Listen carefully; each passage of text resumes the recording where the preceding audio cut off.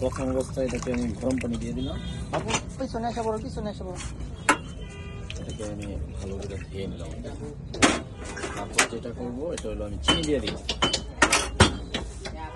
তারপরে গুঁড়া দুধ এটাও দিয়ে দিলাম। তারপর যেটা দিব এটা হলো আমাদের এই গ্রামের যে গরুর দুধ ওইটা দিলাম। তারপর এটাকে আমি ব্লেন্ডার করে দিই।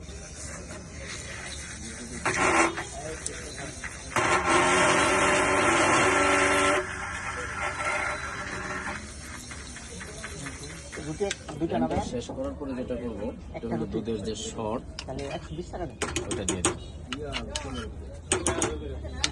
130 টাকা। আসসালামু আলাইকুম। পরে যেটা দিব এটা হলো চা দিলাম।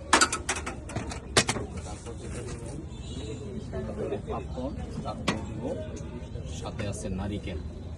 এখানে শেষ নয়, পরে আছে হরলিক্স। আর ফিনিশিংটা দিয়ে দিলাম তেল দিয়া। তো চাটা কমপ্লিট হয়ে গেছে, এখন হলো খাওয়ার পালা। আর খাওয়ার পরে বোঝা যাবে কোন পর্যন্ত আছে।